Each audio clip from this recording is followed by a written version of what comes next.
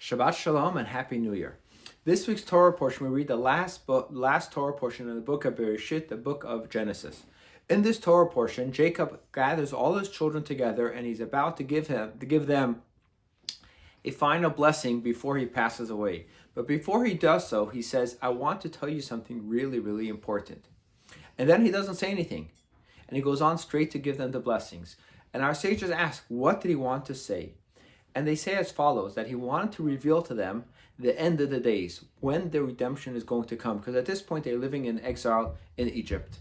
And whether he wanted to tell them the end of the days, when they're going to be having their first redemption, leaving the exile of Egypt, going to the promised land of Israel at the time, or the final redemption, where we're going to be going into Israel with Mashiach, the final redemption that's still yet to come, we don't really know. But either way, we know that God definitely stopped him from having that ability, took away his prophecy from revealing them this future date. Which begs the question, if Jacob wanted to tell them this date, why did God stop him from saying so? And if God didn't want him to say this date, then why did Jacob wanted to give them this date to begin with? So the answer is as follows. Jacob in his own life was a very, very holy man, very, very perfect individual. In his world, the time for redemption was now. That moment, the world was perfect, and the time for the Jews to leave Egypt and have the ultimate redemption was the perfect time. However, the Jews themselves and the world around them definitely was not ready, and therefore God says the time is not yet ripe. And not only that, if you tell them now is that when the time for redemption will be, which is many years off, perhaps that's going to be a turnoff for the Jewish people as well. So if God has his perspective that don't tell people when the prize is going to be if it's so many years off the way, then why does Jacob want to tell them? Why is he so impractical? Tell them something that's going to be in the future when the audience, when his crowd, when his children are not ready to hear it, even though he himself is so holy. And I think this is the lesson for us to learn from this whole episode. Jacob is telling us something really, really important.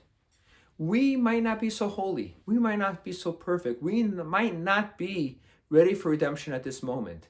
But that should never mean that we should not yearn to know that time, to look forward to the day that this is all going to be over, to know that there is a time and place and a future when Mashiach will be here, when the Messiah will come, when the redemption will come. And that is why we always say, L'shana haba b'Yerushalayim, next year in Jerusalem. We always look forward to the time when we'll be in Zion, when the days of Mashiach is going to come, when the final redemption is going to be here. And this is the lesson that Jacob teaches us. And he says, true, he's dying, but death is not something we have to be afraid of, because there's going to be light at the end of the tunnel. There's an end to all of this. And I think this is a lesson that's so important for us. Everybody's saying, let's say goodbye to 2020, look forward to 2021.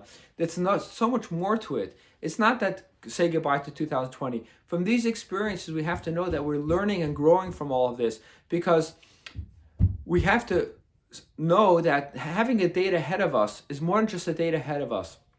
It's knowing that the yearning for the future is part of the experience that we're having today.